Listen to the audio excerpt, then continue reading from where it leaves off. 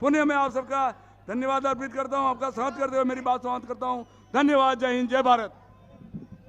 हमारे राष्ट्रीय नेता आदरणीय राहुल जी गांधी के स्वागत के लिए पार्क बंधवाने के लिए मैं दोनों ब्लॉक अध्यक्ष भाई चंद्र प्रकाश जी मेनारिया और बिंडा ब्लॉक अध्यक्ष खेमजी राव से निवेदन करता हूं कि आदरणीय राहुल जी गांधी को पार्क बंधवाकर स्वागत करें।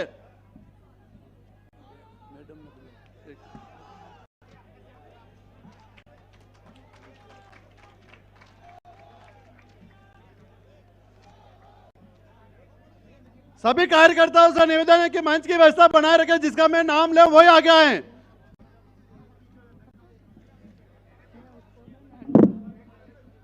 बोलो एकनाथ की, सावरिया सेठ की, कुराबड़िया भेरू जी की, कांग्रेस पार्टी, कहो दिल से। ईडाना माता के चरणों में नमन करते हुए मैं आज दाता हुक्म कीर्ति शेष गुलाब सिंह जी शक्तावत साहब नमन करती हूँ। हमारे लाडले पूर्व विधायक गजेंद्र सिंह जी शक्तावत साहब को नमन करते हुए मंच पे बिराजे हुए हमारे राजस्थान के प्रभारी रंधावा साहब, हमारे साथ में पधारे हुए खूटिया साहब, श्रीमती शबनम जी, साथ में बिराजे हुए हमारे पूर्व जिलाध्यक्ष लाल सिंह जी जाला साहब, हनुमान सिंह जी बोर्डा साहब, साथ में बड़े भाई जगदीश राज जी श्रीमाली और मंच पे उपस्थित हमारे जिलाध्यक्ष कचूलाल जी तो चौधरी साहब और यहाँ पे पधारे हुए समस्त वल्लभनगर विधानसभा के मेरे पिता तुल्य वरिष्ठ, मेरी माताएं और बहनें, मेरी युवा शक्ति, आप सबको मेरा राम राम। आज वल्लभनगर विधानसभा के लिए सौभाग्य की बात है और बहुत गर्व की अनुभूति है कि हमारे लाडले राष्ट्र नेता राहुल गांधी जी अपने व्यस्तम समय से भी समय निकाल के हमारे बीच में पधारे हैं। राहुल गांधी जी ने भारत जोड़ो यात्रा जो निकाली गई थी, पूरे देश को उन्होंने 4000 किलोमीटर की यात्रा करके एक सूत्र में पिरोया है, एक भाईचारे का संदेश दिया है। आज देश में लोकतंत्र की हत्या हो रही है। हमको सबको मिलके क्षेत्रवासियों को, राजस्थान को मजबूत करना है। हम सभी आपसे ये प्रेरणा लेते हुए, आपके पद चिन्हों पे चलते हुए हमारे वल्लभनगर क्षेत्र को राजस्थान में सरकार बनाने में मदद करेंगे। हम आपको विश्वास दिलाते हैं कि हमारी विधानसभा में कीर्ति शेष गजेंद्र सिंह जी शक्तावत साहब के देहांत के पश्चात राजस्थान के यशस्वी मुख्यमंत्री अशोक जी गहलोत साहब ने यहाँ पर 3 महाविद्यालय खुलवाए, 3 ITI कॉलेज खुलवाए, 21 करोड़ की लागत से सैटेलाइट हॉस्पिटल बनवाया, 100 बेडेड हमारा उप जिला चिकित्सालय बिंडर बना है। कीर्ति शेष गुलाब सिंह जी शक्तावत साहब ने जो एक पौधा वल्लभनगर विधानसभा में कांग्रेस का बोया था, आज वो एक विशाल पेड़ के रूप में आप सबके सामने है। इस पेड़ की छाया में सुरक्षित रहने के लिए हमें 2023 के चुनाव में लोकतंत्र को जिंदा रखना है और साथ ही मैं आप सबसे एक अपील करना चाहूंगी कि जो हमारा लोकतंत्र है उसे बचाने के लिए इस देश में वापस रावण की लंका मत बनने देना, कौरवों की सभा मत बनने देना। मैं हमारे प्रिय नेता राहुल गांधी जी को आश्वासित करती हूं कि वल्लभनगर विधानसभा से कांग्रेस पार्टी विजयी होगी। कांग्रेस पार्टी कहो दिल से।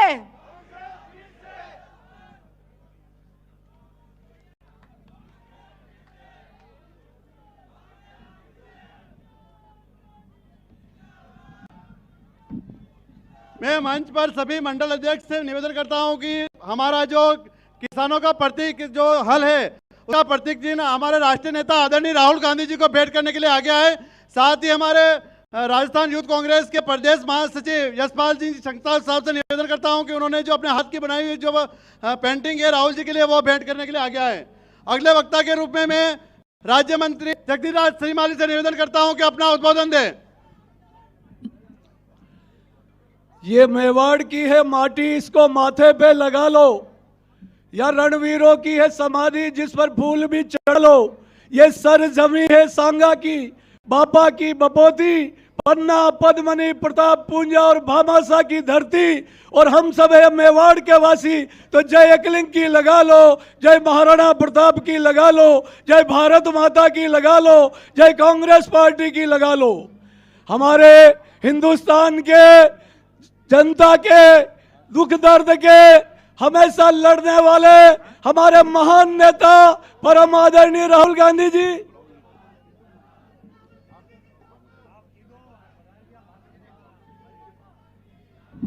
अब हमारे बीच में राहुल गांधी जी संबोधित करेंगे। आप जोरदार तालियों से स्वागत कीजिए। रंधावा जी,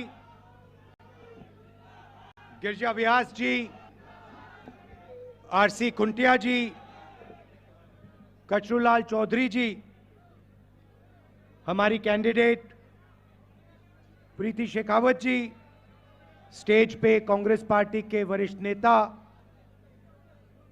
भाइयों और बहनों, हमारे प्यारे कार्यकर्ता, प्रेस के हमारे मित्रों, आप सबका यहां दिल से बहुत बहुत स्वागत, नमस्कार।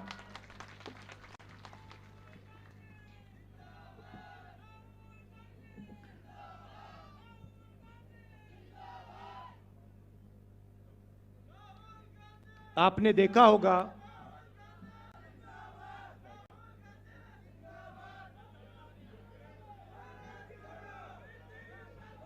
अच्छा भैया, आप भाषण तो देने दीजिए, हाँ शुरू तो करने दीजिए, शाबाश, जोश है आप में। देखिए, 1 साल पहले मैं लाखों लोगों के साथ मिलकर कन्याकुमारी से लेकर कश्मीर तक पैदल गया। यात्रा का नाम भारत जोड़ो यात्रा था। हमारा लक्ष्य, जो बीजेपी ने नफरत फैलाई है, हिंसा फैलाते हैं, उसके खिलाफ खड़े होने का था। सब लोग, ये देश जानता है कि हिंदुस्तान नफरत का देश नहीं है, मोहब्बत, भाईचारा और इज्जत का देश है। इसीलिए हमने यात्रा में नारा दिया,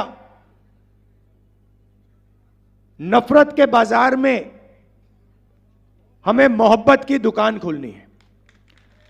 अब सवाल उठता है कि देश में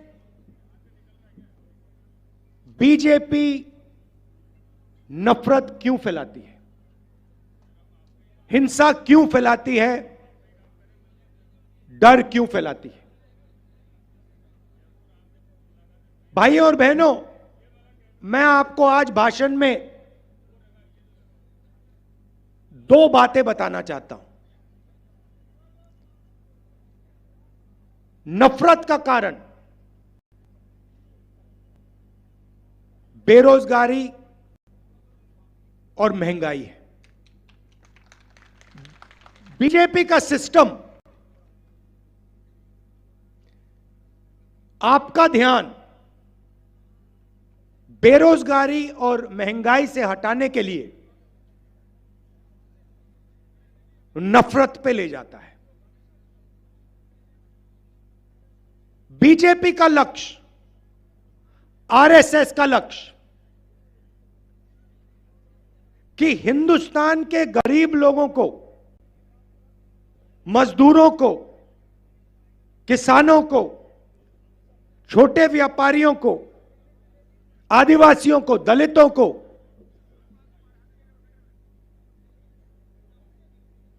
धन ना मिल जाए। वो चाहते हैं कि धन, हिंदुस्तान सोने की चिड़िया है, वो चाहते हैं कि इस सोने की चिड़िया का पूरा धन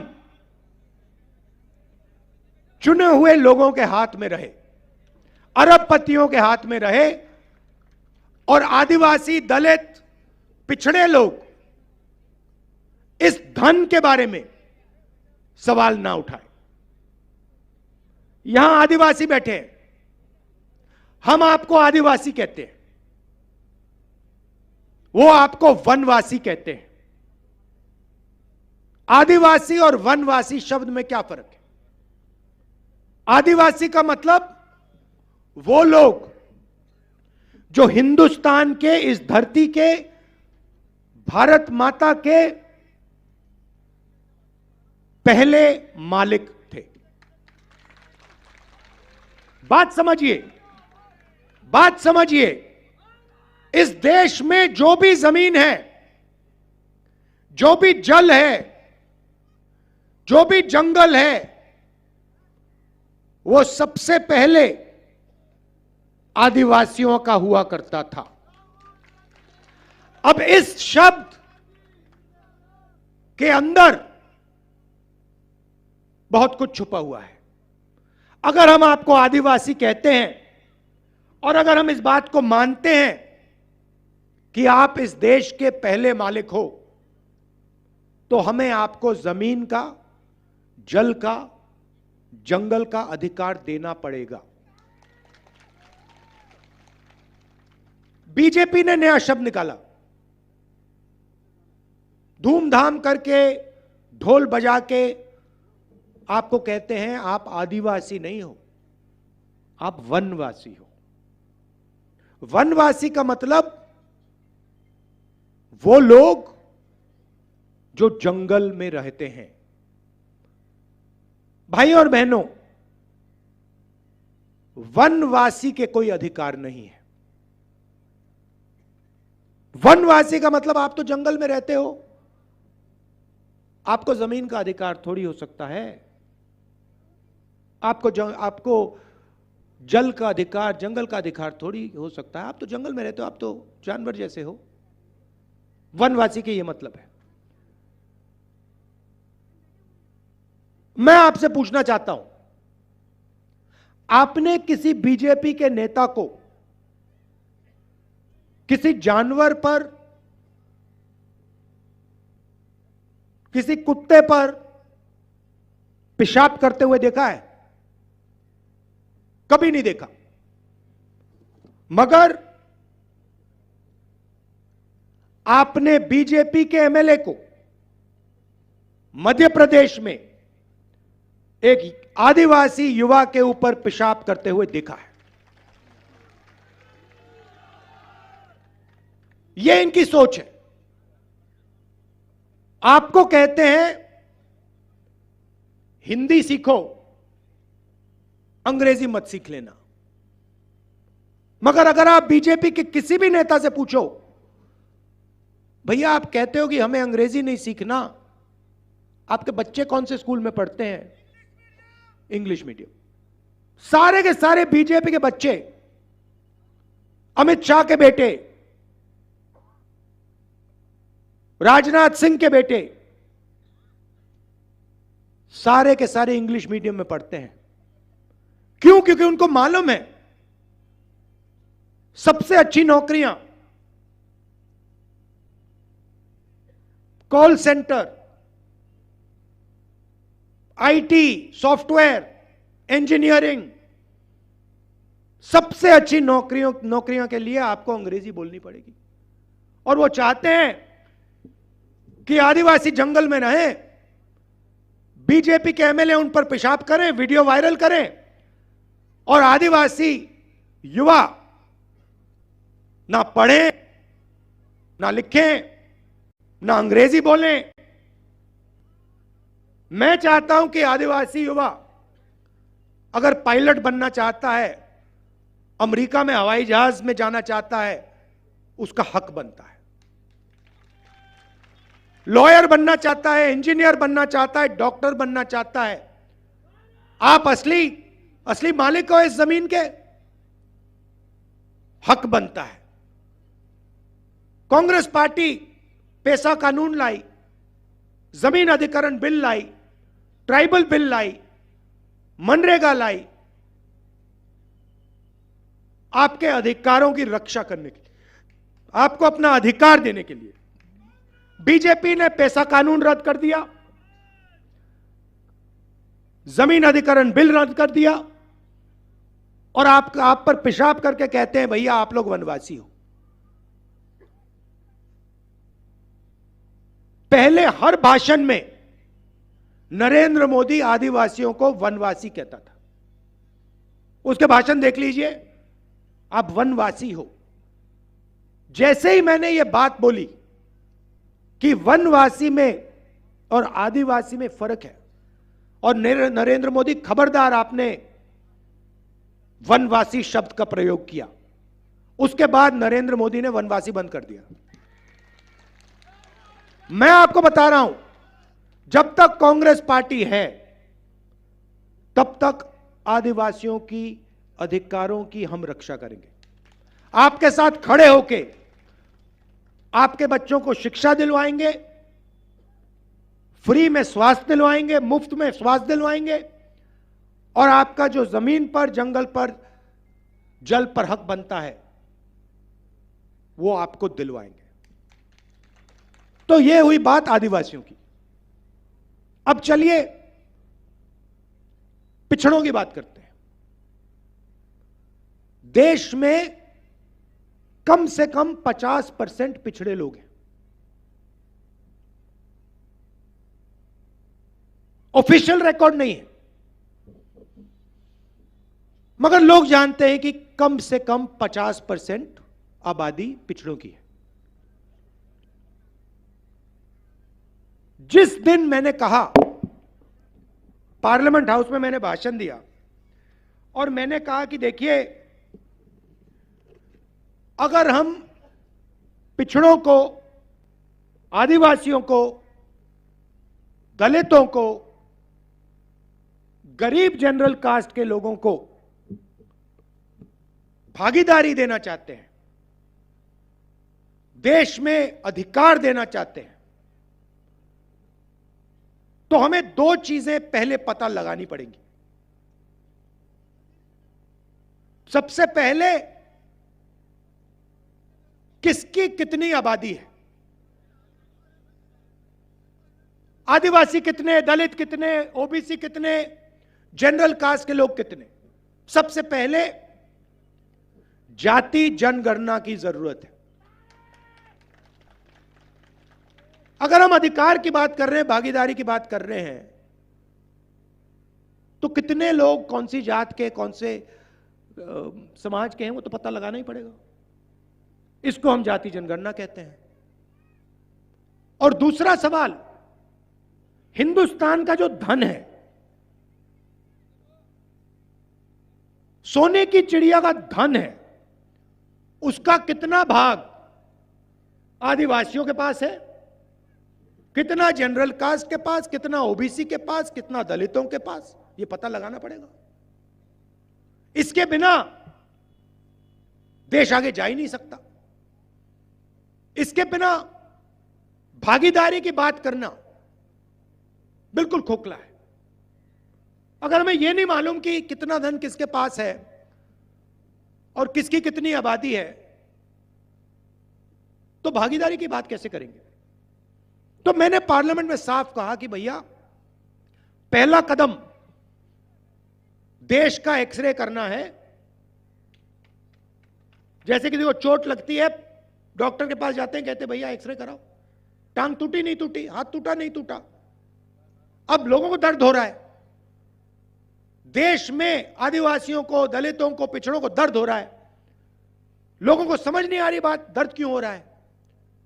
इसलिए जाति जनगणना देश का एक्सरे है, यह पहला कदम है।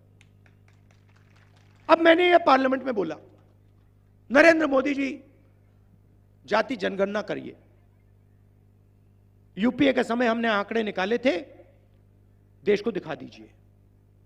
उस दिन के बाद नरेंद्र मोदी जी के भाषण बिल्कुल बदल गए। पहले यहां राजस्थान में आते थे, मध्य प्रदेश में जाते थे, छत्तीसगढ़ में जाते थे, कहते थे मैं ओबीसी हूं,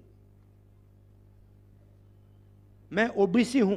हर भाषण में 10-15 बार मैं ओबीसी हूं, मैं ओबीसी हूं। जिस दिन मैंने जाति जनगणना की बात की,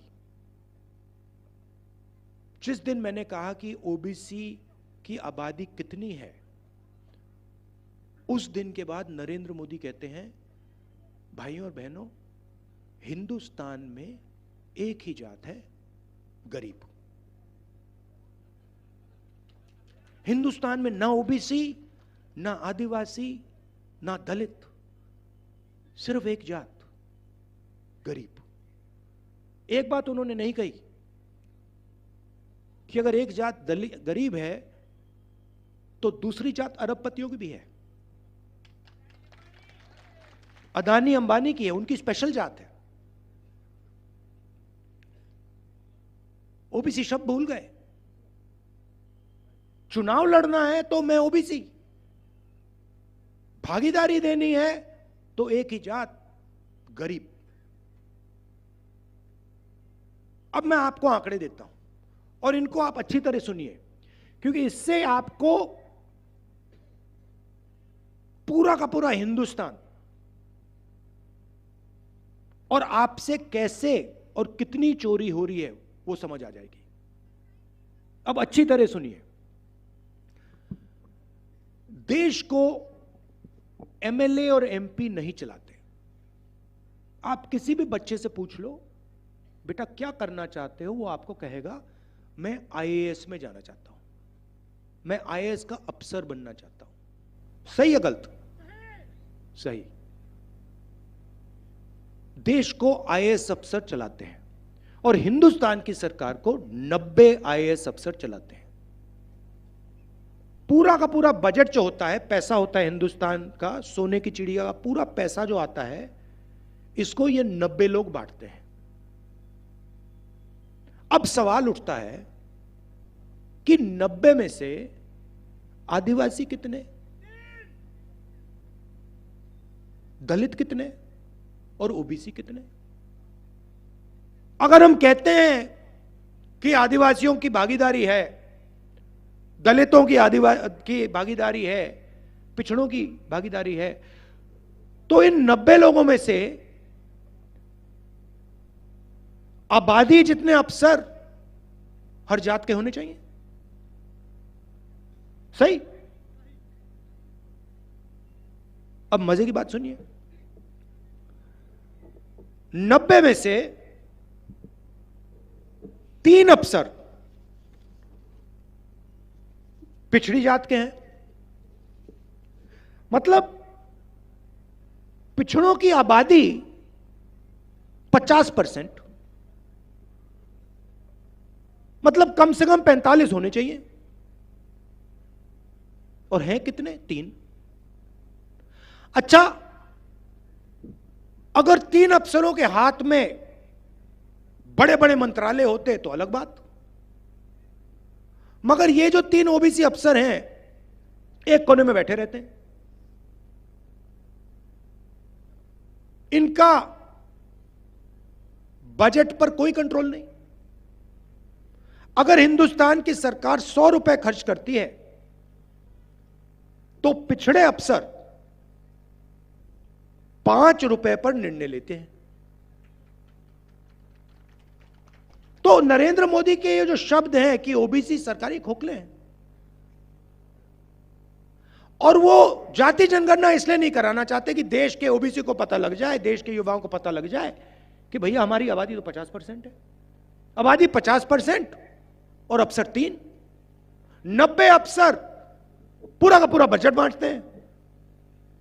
राजस्थान को कितना पैसा मिलता है, स्वास्थ्य में कितना जाता है, शिक्षा में कितना जाता है, आर्मी में कितना जाता है, ये 90 लोग तय करते हैं दिल्ली में। इसमें से 3 ओबीसी। कैसे हुई ओबीसी की सरकार? अब यहां जो पिछड़े युवा हैं, आपके दिल में थोड़ा गुस्सा आया होगा, ये तो हमारा बेवकूफ बना रहे हैं। मगर ठहरिए, क्योंकि मैं अभी आदिवासियों की बात करना चाहता हूं। पिछड़े हैं 3,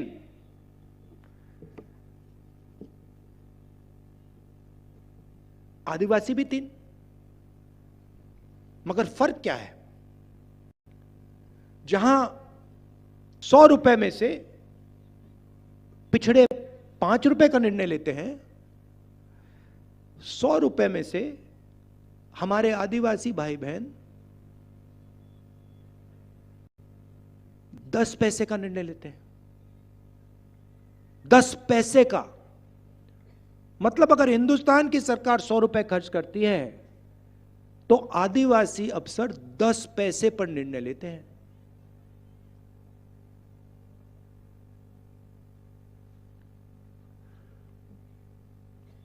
उनके स्कीम की बात करता हूं, नरेंद्र मोदी की स्कीम की बात करता हूं। फसल बीमा योजना, फसल बीमा योजना में क्या है मैं साफ समझा देता हूं आपको। पैसा आता है जीएसटी से। आदिवासी भाई, दलित भाई, पिछड़े लोग, गरीब, जनरल कास्ट के लोग 1 लीटर पेट्रोल खरीदते हैं, उतनी ही जीएसटी देते हैं जितनी अदानी देता है। अदानी अरबपति, मगर अगर अदानी 1 लीटर पेट्रोल खरीदे और हिंदुस्तान का सबसे गरीब व्यक्ति 1 लीटर पेट्रोल खरीदे तो जीएसटी एक जैसी जाती है। आप शर्ट पहने हो, सफेद शर्ट पहने हो, अगर अदानी जी ये शर्ट खरीदे और अगर आप ये शर्ट खरीदो, जीएसटी एक जैसी जाएगी। वो अरबपति है, जीएसटी एक। तो जीएसटी से पैसा आता है। किसका पैसा है? 50% पिछड़ों का,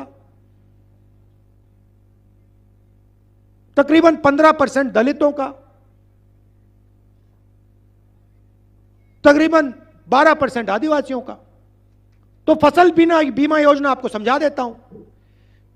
फसल बीमा योजना में 35,000 करोड़ लगते हैं। 20,000 करोड़ दिल्ली की सरकार देती है जीएसटी से, 10,000 करोड़ स्टेट की सरकार देती है जीएसटी से, 5,000 करोड़ हमारा किसान जो हमारी देश की रीढ़ की हड्डी है वो देता है। 35,000 हो गए। अब नरेंद्र मोदी की सरकार 35,000 करोड़ उठा के 16 कंपनियों के हाथ में पकड़ा देती है। उस कंपनी में आपको एक ओबीसी नहीं मिलेगा, एक दलित नहीं मिलेगा, एक आदिवासी नहीं मिलेगा। तो आपके जीएसटी के पैसे जेब से निकले, 35,000 करोड़ रुपए 16 कंपनी के जेब में गए से। अब आपके खेत में नुकसान होता है, ओला गिर जाता है, तूफान आ जाता है, हमारे पिछड़े आदिवासी, दलित किसान, गरीब, जनरल कास्ट के किसान फोन लगाते हैं कंपनी को, कहते भैया हमने पैसे दिए थे, हमारा जीएसटी का पैसा गया, हमारा खेत का नुकसान हो गया। कहते भैया तुम्हें हम पैसे नहीं देने वाले। पूछ लो किसानों से। जब किसानों का खेत नष्ट होता है, महीनों के लिए ये ईमेल और टेलीफोन करते रहते हैं, इनको पैसा नहीं मिलता, बहाने बनाते हैं। तो 35,000 करोड़ रुपए आपके 16 कंपनी के हाथ में, और जब आपको पैसे की जरूरत पड़ी तो कंपनी कहती है नहीं मिलेगा। आपका खेत खराब ही नहीं हुआ, ओला ही नहीं गिरा, तूफान ही नहीं आया। कभी आपने किसी किसान को टीवी पे देखा है? कभी आपने किसी मजदूर को टीवी पे देखा है? नहीं। आपको शाहरुख खान दिख जाएंगे, ऐश्वर्या राय दिख जाएगी, क्रिकेट मैच दिख जाएगा, नहीं दिखने वाला।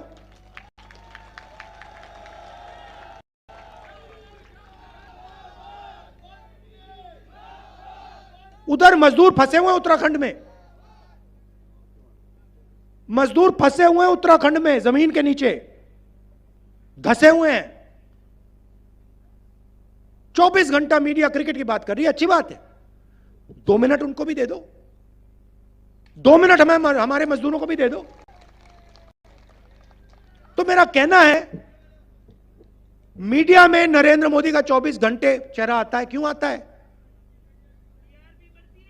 टीआरपी बढ़ती है। क्यों बढ़ती है? क्योंकि नरेंद्र मोदी जी इनका काम करते हैं, अदानी का काम करते हैं। अदानी, अंबानी और नरेंद्र मोदी जी बहुत अच्छा सौदा है। नरेंद्र मोदी जी जीएसटी का पैसा उधर भेजते हैं और वो नरेंद्र मोदी का चेहरा इधर दिखाते हैं। तो ये फर्क है भाइयों और बहनों। अब मैंने साफ कहा है, राजस्थान में हमारी सरकार आएगी, जाति जनगणना तो हम यहां पे शुरू कर देंगे। और दिल्ली में आएगी तो पूरा देश का हम जाति जनगणना कर देंगे। पिछड़ों को, दलितों को, आदिवासियों को साफ बता देंगे, भैया आपकी आबादी कितनी है, दूध का दूध, पानी का पानी कर देंगे। ओ नरेंद्र मोदी के मुंह से जाति जनगणना का शब्द नहीं निकल सकता। इतना पैसा जा रहा है भाइयों और बहनों आपके जेब से। दुख की बात है कि आपको भी नहीं पता लग रहा, आपको भी समझ नहीं आ रहा कि आपके जेब में से कितना पैसा अदानी की जेब में जा रहा है। आपको दर्द हो रहा है, आपको दुख हो रहा है, आपके बच्चे बेरोजगार हैं, मगर आप कारण नहीं देख पा रहे हो। आप यह नहीं देख पा रहे हो कि आपकी जेब में से पैसा, जब आप पेट्रोल खरीदते हो, जब आप शर्ट खरीदते हो, जब आप पैंट खरीदते हो, जब आप ढाबे में खाना खाते हो, आपकी जेब में से पैसा जा रहा है, सीधा ट्रांसफर हो रहा है अदानी की जेब में। तो दो तरीकों की सरकार होती है भाई और बहनों, एक अरबपतियों की और एक किसानों की, मजदूरों की, दलितों की, गरीबों की, इन लोगों की, छोटे दुकानदारों की। नरेंद्र मोदी जी ने आपसे कहा 15 लाख रुपए बैंक अकाउंट में लग जाएगा, लग गया। कोविड आया,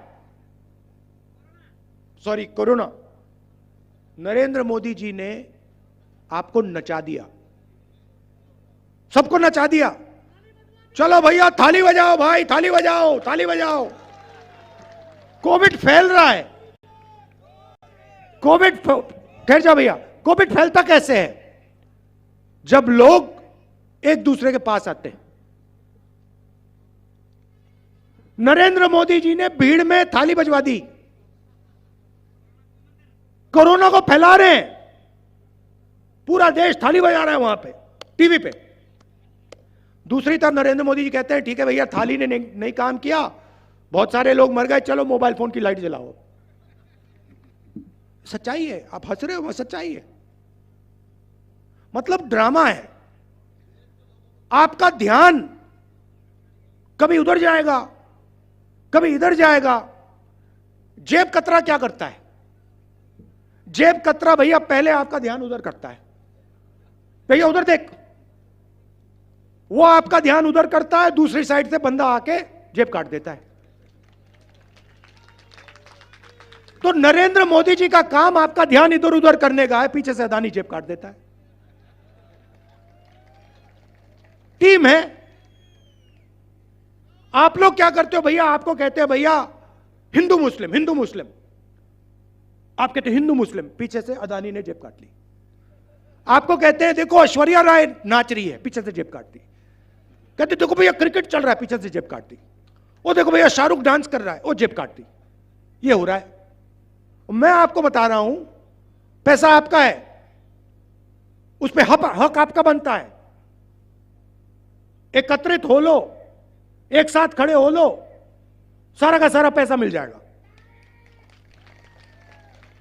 अब देखिए राजस्थान में आप में से जितने भी लोग बीमार हुए, यहां पे भीड़ में किसी को दिल की बीमारी हुई होगी, किसी को कैंसर होगा, किसी का हाथ टूटा होगा, पैर टूटा होगा, डायबिटीज होगी। इस भीड़ में आप में से किसी व्यक्ति ने इलाज के लिए 1 रुपया दिया? फ्री। 25 लाख रुपए दवाई फ्री, फ्रैक्चर हुआ फ्री, दिल में बीमारी हुई स्टेंट लगानी है फ्री, कैंसर हुआ इलाज फ्री।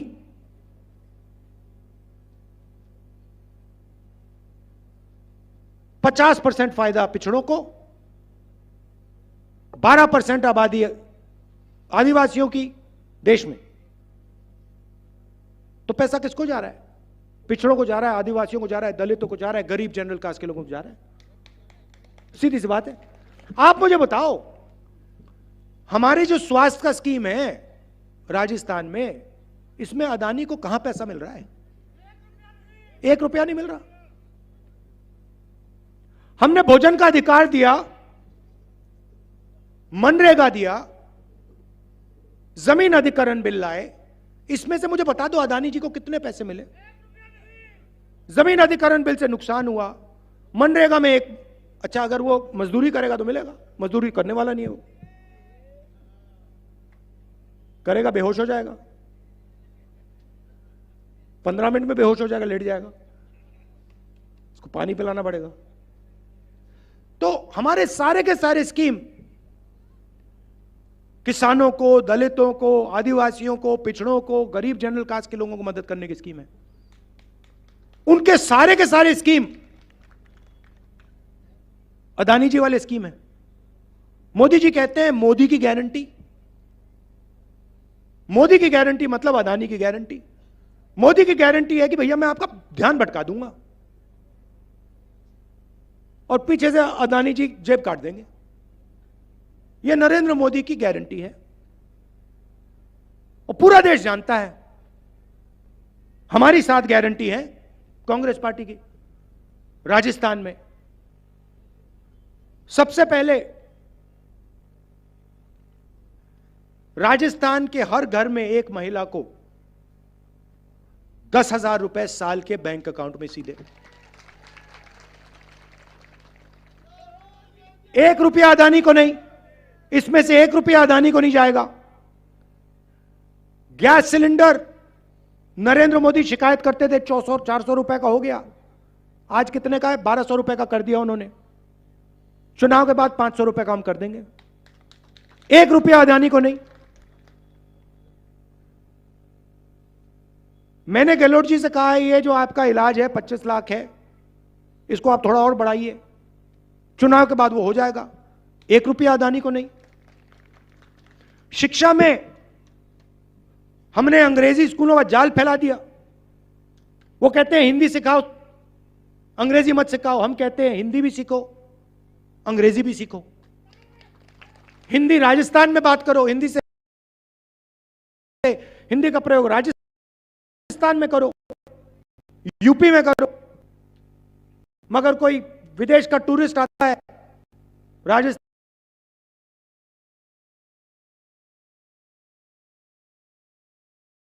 में, तो उसमें उससे अंग्रेजी से बात करो, व्यापार करो, बिजनेस खोलो। 2 हिंदुस्तान नहीं चाहिए हमें। इसलिए हमने इंग्लिश मीडियम स्कूल हर स्टूडेंट के लिए हम इंग्लिश मीडियम स्कूल खोलने जा रहे हैं राजस्थान में,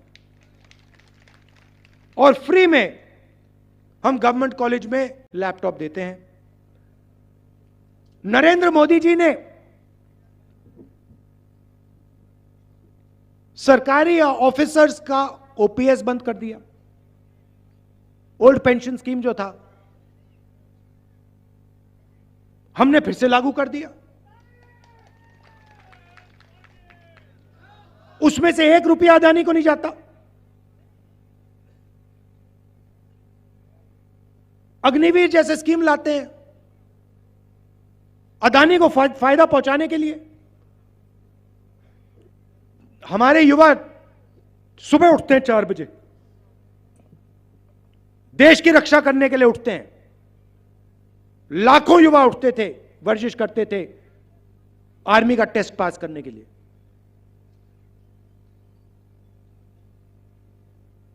सारा बंद कर दिया। क्यों बंद किया? अदानी को जितने हथियार बेचने हो वो सही है, पूरा का पूरा डिफेंस सेक्टर अदानी के हाथ में, वो सही है। मगर अगर हमारे पिछड़े युवा, दलित युवा, आदिवासी युवा देश की रक्षा करना चाहते हैं तो वो अलाउ नहीं है, वो नहीं हो सकता।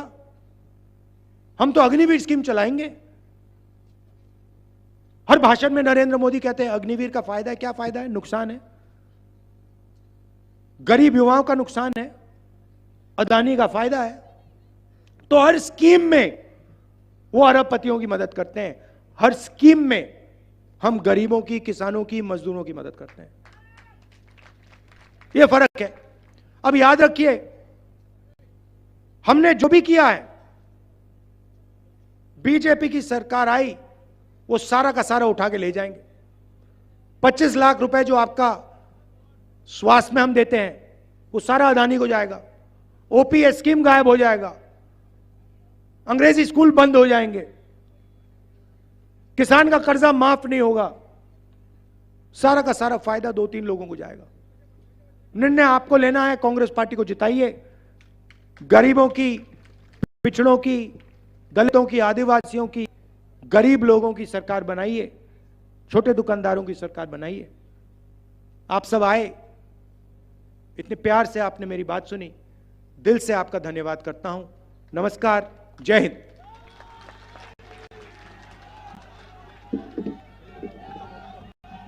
मैं राजस्थान प्रदेश यूथ कांग्रेस के प्रदेश महासचिव यशपाल सिंह शक्तावत से निवेदन करता हूं कि वो अपना मोमेंटो बेंड करें और वल्लभनगर के लोकप्रिय विधायक और कांग्रेस के प्रत्याशी भाभी साहब को प्रतीक गजेंद्र सिंह शक्तावत से भी निवेदन करता हूं कि वो हमारे राष्ट्रीय नेता आदरणीय राहुल जी गांधी को मोमेंटो बेंड कर मेवाड़ का, जो हमारा इस मेवाड़ की शान